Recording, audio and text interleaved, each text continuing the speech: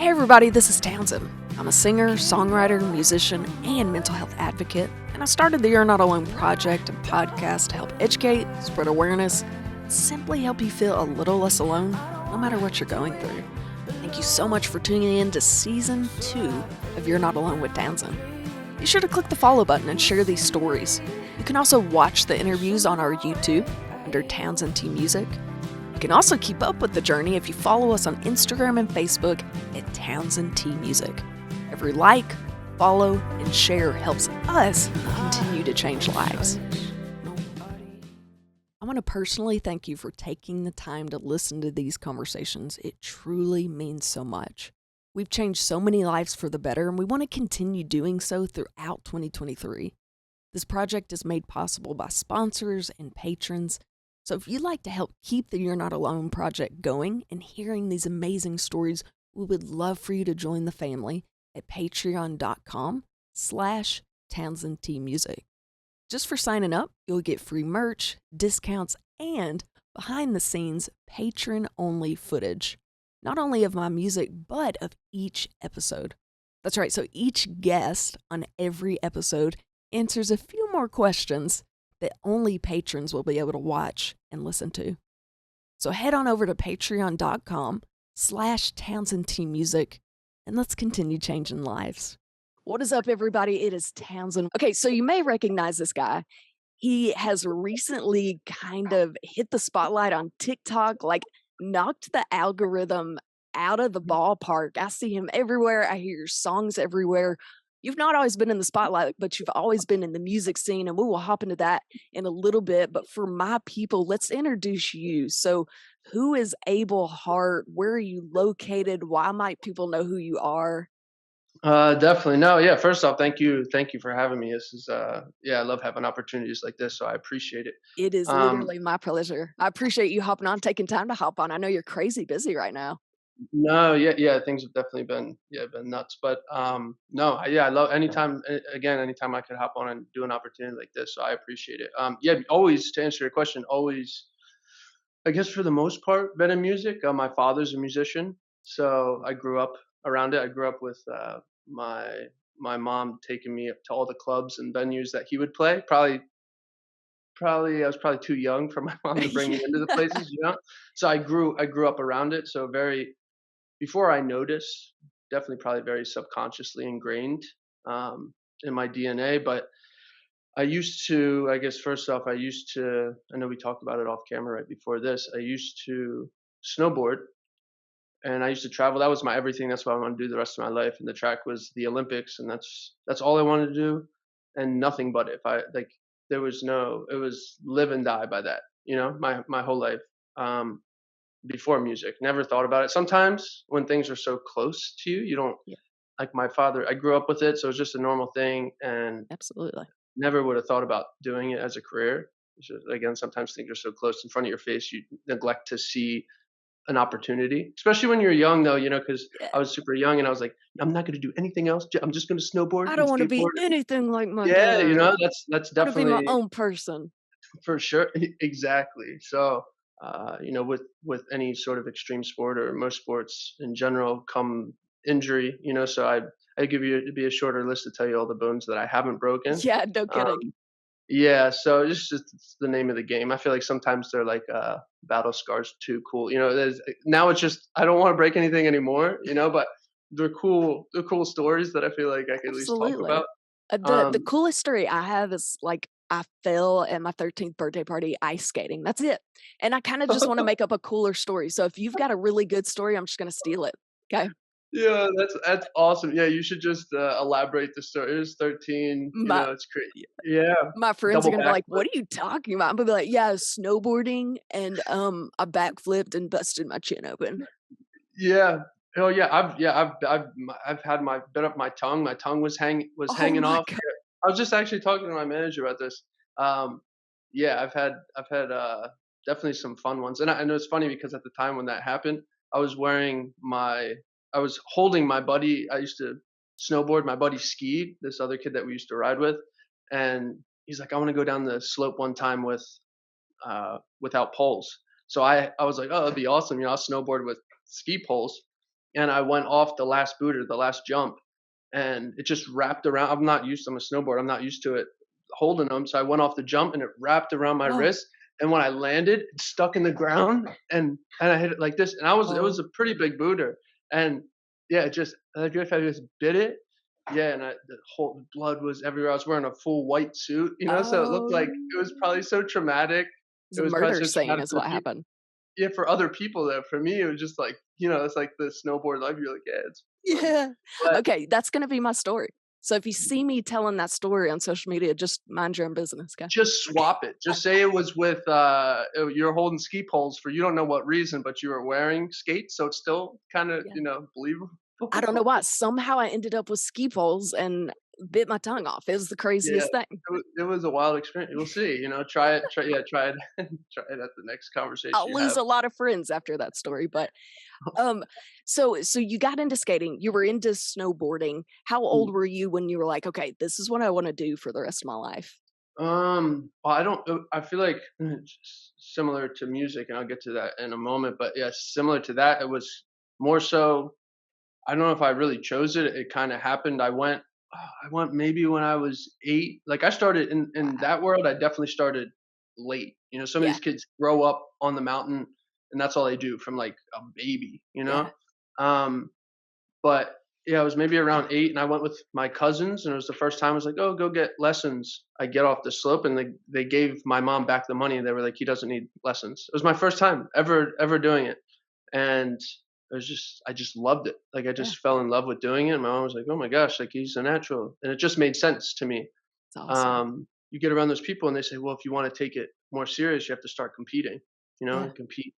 So I started doing that, and mind you, I was just like uh, music, and it's just so self-conscious, so yeah, nervous. Fearful, what sure. are people going to think? And I'm in front of people, and they're going to make fun of me.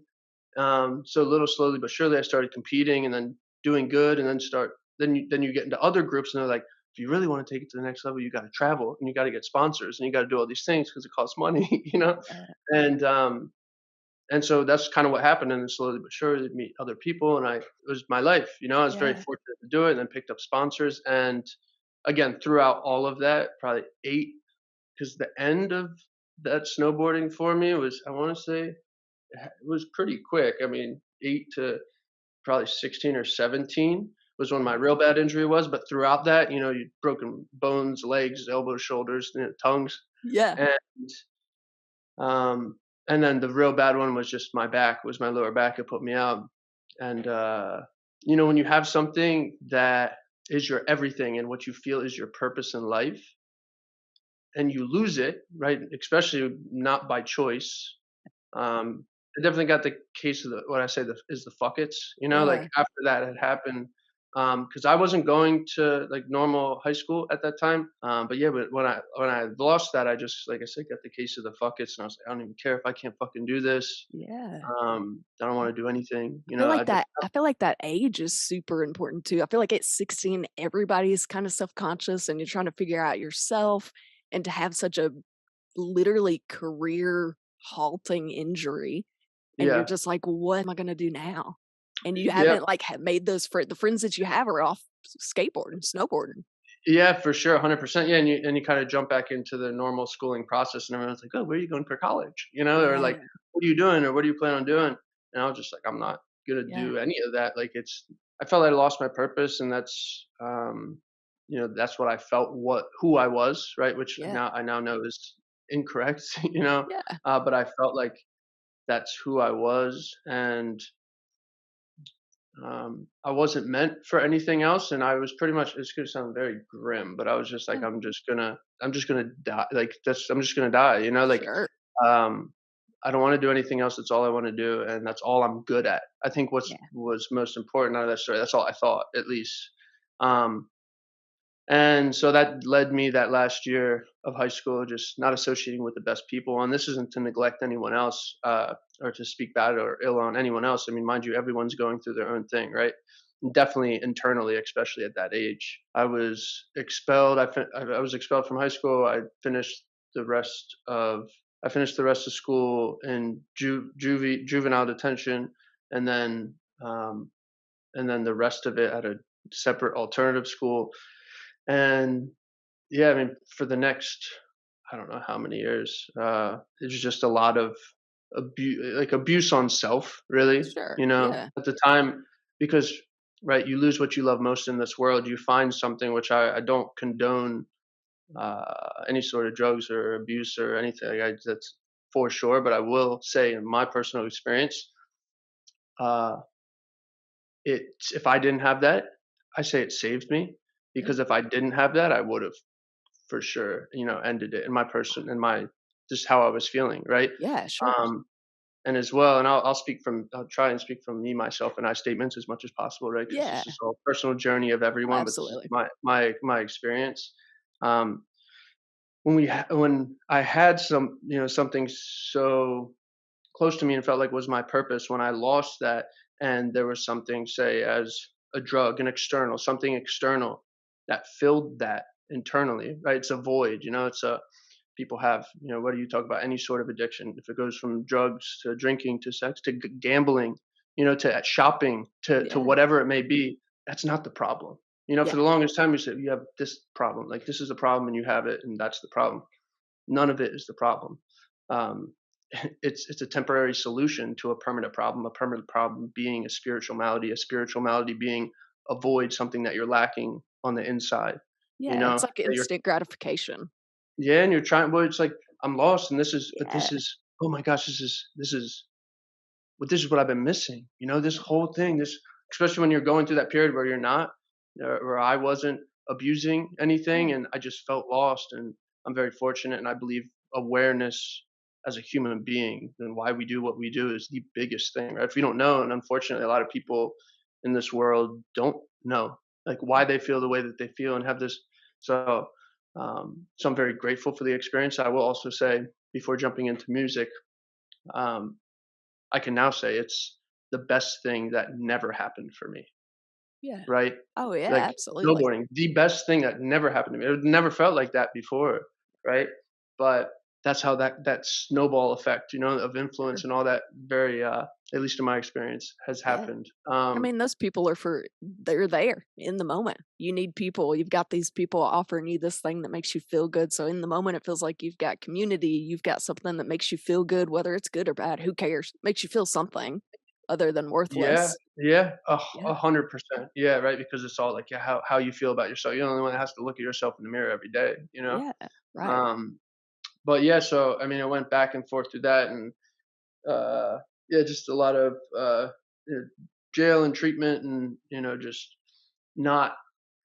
It came down to me just thinking I can run the show. Yeah. Like I knew the best decision. Like shit didn't work out this way, but if I d okay, I see why that happened. Yeah. So if I did it this way, if I did it this way, then that's how I could, like, keep it just make sure I could still do this shit, but Yeah. also do this shit, Yeah. stuff that I'm That's supposed it. to do. And you do that long enough, and, the time frame behind, each person is different.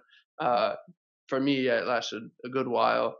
It's crazy. I've had hundreds of guests on here, and I feel like in the end, and even for myself, the reason I started this, I have stories as well, but I feel like those deepest, darkest places that we end up got us to where we are. So it's hard to say they weren't meant to be or anything like that. I feel like those tough places, if you're able to get yourself out of it, it builds you into what you are now, which is just crazy. And so it's really Uh cool to see people succeed and do well after that and be able to be like, I lived that and that's what I Yeah, needed at that time, although it was horrific. I wouldn't want to go back, but it made me yeah, where I am and who I am today. What you 100%. you were kind of getting there, but when was the like aha moment or the moment that you were like, yeah, I got to cut this out? Yeah, so yeah, my last and final uh rock bottom, at least that did the trick, a point where you have to just realize, like, the definition of insanity: consistently doing the same things over and over again, expecting different results. And if all of these things are happening all from the different things that I think I could do each time, like, for one, no one's around me anymore, Yeah. and two, like, who else is to blame? It's obviously myself. But like that was never enough. Yeah. That was maybe enough to, like, maybe try and stop doing Yeah. anything or For a day. associating with. Yeah, for yeah, for sure. A couple hours. Yeah. Until you felt bad Uh, again. Yeah. Sure. yeah, for sure. And then that creeps in, right? That void, that spiritual malady. It's like, oh, I just need to fill it with something external. But you realize later that that can only be filled internally, you know. But yeah, it was just the last time I was like, I don't know anything. I don't even know who I am. I don't know what I'm supposed to do, where I'm supposed to be. I just know that I don't want to feel this way anymore, and I'm willing to take any advice and do anything that is guided by anybody that's obviously been here before. Because I didn't want to take any advice from anyone else. I went so when I was in like almost at that peak point of my final rock bottom, I decided to do something different, right? Because I just don't need to do something that I'm Yeah. not doing. I went out with a buddy that I met just when I got back from this treatment center. It was my first time ever like at a social event, and I was like, "Oh my god!" Like, and you would like bump into people and be like, Yeah, you that's know, it it. wasn't like no one was me. Where I grew up, like you want to do that, you know what I Yeah. mean? You just like it's a fight. So Yeah. this was just a totally different experience for me, and I was like, "Oh my gosh, like everyone's here, but everyone's here because they wanna be here, and it's like a Mm. community and the vibe." I never experienced like a frequency, like that, and I was like, Yeah. "Oh my gosh." So I every single day, I stopped like that literally, not even intentionally, while I was using like that, I didn't even use. It wasn't even like a thoughtful thing. I was just like, "I didn't wanna go to Wow. the club." I don't know what it is in this industry, but I wanna do whatever it is. What can I do? So I started going to connect and ask questions, you know, like how can I do this? And they're like, well, you have to DJ. So I'm gonna go ask, how can I DJ or how can I do this? And they'd be like, well, you can DJ and you could book and you go through these certain people, but you're gonna hit a ceiling. If you want to not have a ceiling, you need to learn how to produce. So I was like, oh my gosh, like I don't know how to freaking do that. Like how am I good with computers? you Yeah. know? So just like anything and the same thing I take for snowboarding or anything else I learned in my life, I was like, okay, I'm just gonna Google and YouTube everything. Yep. You know? Anyways, I was like, okay, if I really want to do this, and fortunately I had my parents as well. And we knew enough at that point, had the awareness enough to be like, if I put anything before this, if I really want to do music, I can't put anything like I have to get better. That's right. You know, just you know, physically, mentally, spiritually, definitely. I just didn't I couldn't sleep. I didn't Yeah. want to You're sleep. too I excited. was I was in love. I was like, "Oh my god, this is what I'm gonna do this for the rest of my life, and I'm gonna understand it. I'm gonna," you know, and it was so cool too because this is something that I would never in my life could I understand. I mean, I knew how to like open, you know, MySpace or whatever it Yeah. was at the Right. time. I knew how to do that, but not really. You know, like I said, a profile picture. Yeah. But so it was this whole new world, and I was engulfed in it. And yeah, but and so slowly but surely, I had to learn, Yeah. you know, the balance behind that because I'll say still to this day, like I need the gym. Like I Yeah. know I need two things, or technically three things, but one can kind of be paired into the other. I need gym and meditation. Like Yeah. those are the two things. Obviously, like I'm keeping it pretty chill now, but my brain goes like this all the time. You know, Yeah. nonstop. This one, and I do contest a lot of that, uh, having that for creativity, but Yeah. it can also be my own worst enemy. I feel like Yeah, a lot of people I hear that a lot. One, I feel like creators, my brain is like that as well. I've always got like 75 tabs up at one time, and I feel like it's something creators and creatives have in common, and we just kinda learn how to exist in the normal world, you know? But yeah, when you start creating, it's addictive, you get stuck to it. But I feel like also, like, it it's like ADHD and it's a little bit addictive and it's a little bit creative. So it's just all these things together. But I totally relate to that, especially when you're on an idea. Like, no, I gotta get it done. yeah, oh, yeah, yeah, 100%. Oh my gosh, that and the perfectionism. But yeah, I think you definitely have to prioritize. And it's like, what am I meant to do today? Writing down. I don't know if you write. Do you ever write Oh, notes and have absolutely. daily? I have Yeah, to. daily goals, daily notes, Yeah. daily like to dos. Yeah, I never did that before. That sounds so simple, No, but but it's not. And I feel like so for me, I feel like that's important. You've got all these tabs up in your head, like we talked about earlier, and 100 things to do, but something about jotting them down kind of helps soothe that a little bit for me, maybe. oh, 100. Otherwise, I'm just obsessing about all of them. But writing them down and marking them off as I go makes me feel so much better. Yeah, I mean, you know, but you know, I will say, all of this, you know, all the fears, facing all the fears that on the other side of fear is a life beyond your wildest dreams. I Yeah. swear, whatever it is. Obviously, if it's a fear of like, I don't want to jump into a lion's den, that's irrelevant. Oh, yeah, Besides, yeah, yeah. and that's I feel probably like that makes sense. yeah, probably don't do that. It's not a fear you should overcome. But yeah, On the other side of fear is definitely a life beyond your wildest dreams. It's usually things that we necessarily don't want to do. Just doing all the things you necessarily don't want to do to get you to where you need to be or you want to be. Absolutely. You've not always been in the spotlight, but you've been writing a lot. And I actually saw that you've written for a lot of people. They call it a ghostwriter or kind of like somebody Huh. behind the scenes. I guess first I produced EDM and I did some ghost writing throughout that, some ghost production more so. Okay. At that point, I moved to LA and I was like, the thing I was the most scared of this whole time, I love producing, I love doing it. I'm going to start a new project. I'm going to Google and YouTube how to sing and uh, like produce pop and write. And I wanted the project like Abel Hart. My mom's always said you're able to do anything your heart desires. So I Wow. wanted I wanted the whole start of the project. I didn't always want it to be dark, but a Mhm. lot of things that I was feeling and a lot of the experiences that I had at that point in time, um, I wanted to be able to vent and express how I was feeling inside without actually continuously carrying through those acts in real life. Randomly, I put it on YouTube. I didn't expect it wasn't like, "Oh, look at it go viral or do any of this." I don't even know. I guess it was still a thing at that time, but that's not Yeah. what I anticipated. I was just like, it was almost like Get it a out. breath of fresh Yeah. air. It's like therapeutic. Got 74 views. Here's the crazy part. 70 woo, Mama Yes. rich. Yeah, yeah. Ma, Pack your I bags. got dinner tonight. Yeah, right. Yeah, with the percentage that they give you. They pay So me a penny. yeah. So that week, out of the 74 views, someone, and this is if you watch the video is called "Let Me Drown." One person saw it, and it was someone at NBC. They're like, "Hey, we're shooting this show, and we'd love for you to like be a part of it. If you could send in all your stuff, and if it makes sense." And so I didn't believe it was real. And Yeah. mind you, I was also in the packing process. I'm about to move all the way back across Yeah. country, like F this, almost getting into like the F it. And the universe or God, whatever higher power is up there, I'm telling you, it's definitely a real thing. And that week, they're like, I said, well, I'm going to be moving out. Went back and forth with them. They're like, we'd love to have you. And they didn't tell you much info. They told you a Uh-huh. little bit, but not much, right? Yeah. And I called my mom, and my mom's pretty much just like, if you don't fucking do it, you're not coming Yeah. home. Yeah. you You're know? an idiot. Yeah, you're meant for this. Like do it. I love it. And yeah, so that week they put me up. Literally that week I was supposed to move out because I didn't have nowhere else to go. They put me in the hotel to start Wow. filming. And yeah, I mean it changed my life.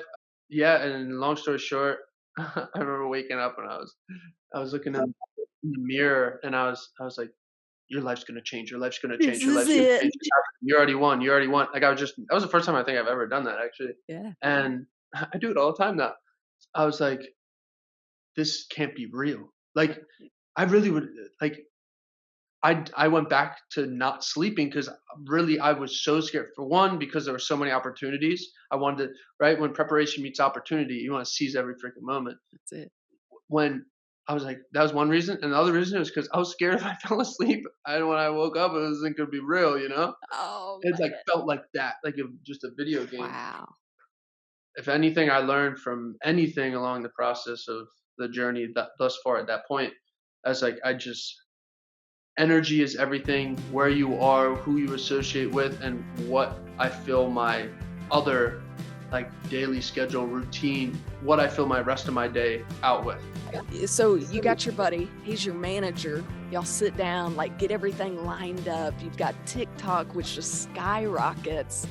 And you see all the success after this freaking crazy incident that popped up. So what the heck is next for Abel Hart?